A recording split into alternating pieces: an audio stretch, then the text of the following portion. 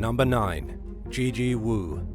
Gigi Wu became social media famous for climbing mountains with only a two-piece bathing suit and shoes on. While the Taiwanese bikini hiker's racy photos certainly helped attract a large following, she was also admired for her genuine love of nature and tall peaks. During a solo trek through Yushan National Park in early 2019, the 36-year-old fell 65 feet, 20 meters down a ravine while trying to climb Taiwan's highest mountain. She called for help using a satellite phone and reported that she couldn't move thanks to her injuries, but bad weather delayed the rescue mission. Wu was found frozen to death 28 hours later, nearly 5,600 feet, 1,707 meters above sea level. Temperatures had plummeted close to freezing the night before. Weeks earlier, Wu had uploaded a photo of injuries to her legs from another fall. Many were quick to point out she should have known she was taking some serious risks by hiking in such minimal clothing, but a lot of photos on her social media page showed she was actually an experienced hiker who used proper equipment during most of her expeditions. It's unclear whether she was wearing appropriate gear when she fell that day. Number 8. Derek Mosley. One day in 2013, a 22-year-old Oregon man named Derek Mosley tried to rob a Portland area gun store with only a baseball bat and a knife. While he may have known the guns for sale weren't loaded, he failed to consider how employees and customers were likely to be gun carriers themselves. Mosley entered the business, smashed a glass counter with the bat, and grabbed a semi-automatic handgun from the case. Moments later, a quick-thinking manager pulled out his own gun and pointed it at him, ordering the thief to drop his weapons and get on the floor. When Washington County deputies arrived at the scene, they found Mosley face down at gunpoint. He initially faced a slew of charges, but struck a deal with prosecutors, pleading guilty to misdemeanor theft and criminal mischief. Mosley received a 5-year probation sentence that made him get mental help and was ordered to pay restitution to the store's owner. Number 7. Trapped in the escape room. A 40-year-old Vancouver, Washington man named Ry Daniel Wardlaw became hopelessly trapped after breaking into an escape room facility in 2018, leaving him with no choice but to call police and ask for help, finding his way out. After entering the Northwest escape experience late at night, he drank a beer that was being used as a prop and then ate a burrito. It wasn't long after that Wardlaw realized it's pretty hard to get out of an escape room. He eventually gave up and used a stolen cell phone he found at the property to call 911. For some strange reason, he claimed his home was being broken into. By the time Clark County deputies arrived, Wardlaw had managed to get out. He was seen wandering near the strip mall the escape rooms were located within at around 4 o'clock in the morning. Law enforcement found him suspicious and questioned him, and they also linked him to evidence found at the scene of the break-in. Wardlaw claimed he was homeless and he had entered the business since he had nowhere else to go. But that's no excuse for breaking and entering, so he was charged with second-degree burglary. Rob Bertrand, who owns the escape rooms with his wife Tamara, told local station Fox 12 that he felt violated by the intrusion, especially as a small business owner who invested their heart, money and soul into making their vision a reality. Luckily, Northwest Escape Experience is still up and running, while Wardlaw's bad ideas and decisions appear to have landed him in even more legal trouble over recent years. Number 6. Second chance. 10 days after making a failed robbery attempt on a convenience store clerk in Oxfordshire, England in 2012, 29-year-old James Allen decided to have another try. He went to the same store, where he held the worker up with a fake toy gun. Surveillance footage of this disturbing heist showed the clerk handing over cash. She later said she thought the weapon wasn't real, but decided to be safe and comply with the thief's demands, just in case. Allen then rushed toward the exit, but couldn't get the door open because he was pushing instead of pulling. He kicked the door in an attempt to get it open, and then tripped backwards, falling on a nearby beverage display, sending drinks all over the floor. The less than brilliant robber was so out of it that the woman he just held up had to open the door for him to let him out. Police caught up with him on a street 3 hours later and found a balaclava in his pocket. Officers reported that he burst into tears and apologized for the robbery after being put in the back of a cruiser. Alan's lawyer told the court the suspect had veered down a wayward path after his fiancée left him. He became hopeless and his drug addiction spiraled out of control, and he had decided that a robbery was the only way he could repay the drug dealers he owed money. Alan received a 3-year prison sentence for committing the holdup and for threatening someone with a fake gun. Number 5. Matthew McNelly and Joey Miller. Shortly after getting a call in 2009 about 2 men with painted faces robbing an apartment in Carroll, Iowa, police pulled over a vehicle matching their witness's description. It was just blocks away from the crime scene when they approached and found 2 men whose faces were covered in permanent marker. Cops are used to seeing strange things, but this was a first.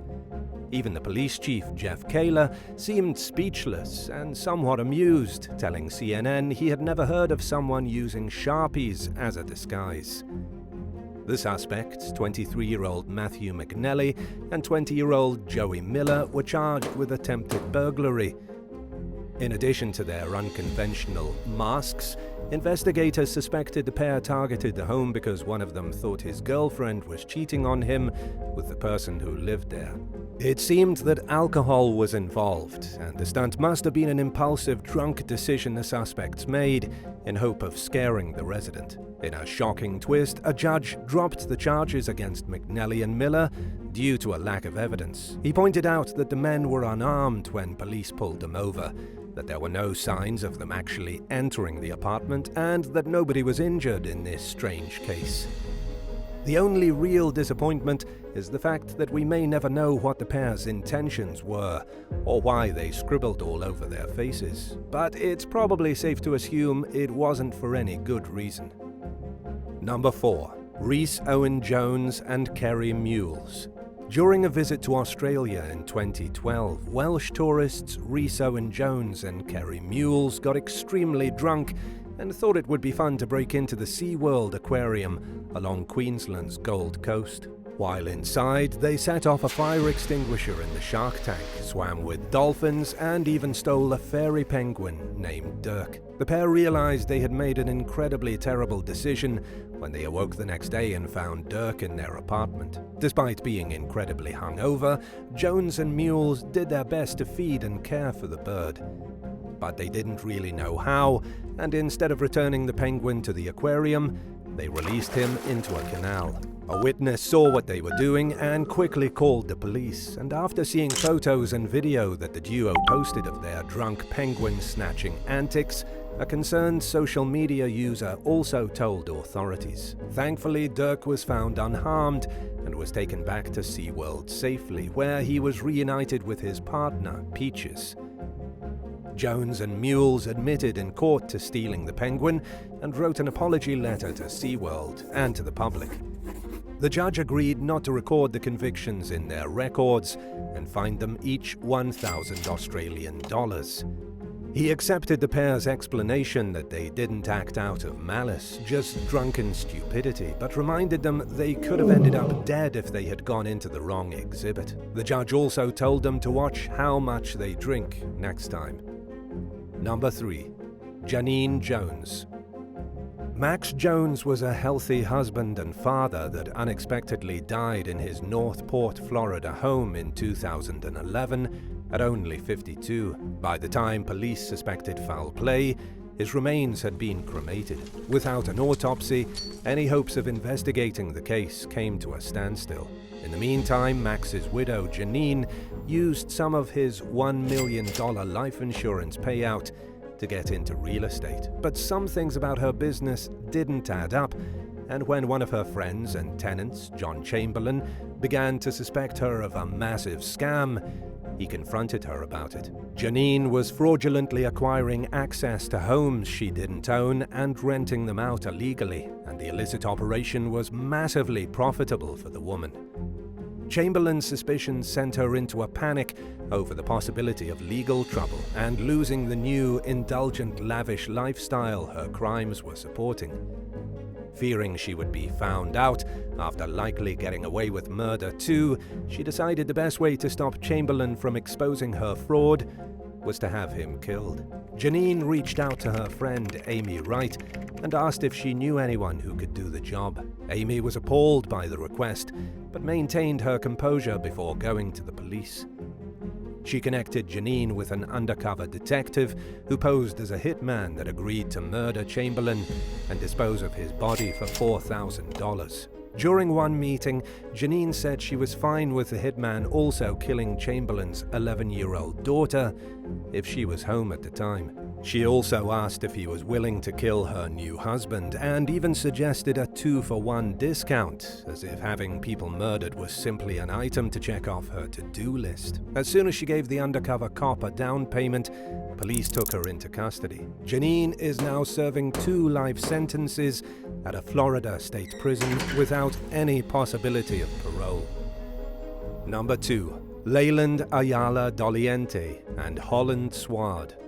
Leyland Ayala Doliente and Holland Swad were driving a 20-pound, 90-kilogram marijuana shipment from Las Vegas all the way to Montana in 2015 when they decided to sample some of their product. Paranoia soon got the better of them, and they became convinced they were being followed by unmarked police cars. They decided it would be best if they came clean and owned up to their crimes before the situation got any worse.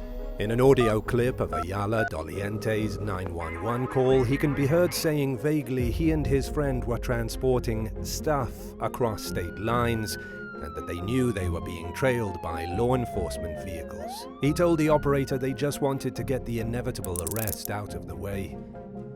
But the police weren't actually looking for the pair, who eagerly provided their location in hopes of ending the intense imaginary chase. When the 911 operator asked Ayala if they had any weapons, he replied saying, "Nope, just a bunch of snacks and stuff." Doliente and Swad were already standing outside their vehicle with their hands up behind their heads, ready to be taken into custody when police arrived. In a situation where they probably would have succeeded in what they were doing, they made the mistake of getting high. The men were initially charged with trafficking marijuana. Swad pleaded guilty to the lesser charge of possession with intent to deliver and received a 30-day jail sentence followed by 5 years probation. Ayala Doliente, on the other hand, found himself facing heavier consequences when he tested positive for having marijuana, cocaine, and oxycodone in his system on his sentencing day. He was then sentenced to 1.5 to 8 years in prison. Number 1. Christopher White. 26-year-old Christopher White was tired after a night out drinking in 2013 when he decided to follow through with his plans and commit a burglary. He targeted a real estate office in Burlington, Wisconsin, which was a strange choice since there's not really a lot of money or valuables found in offices like this.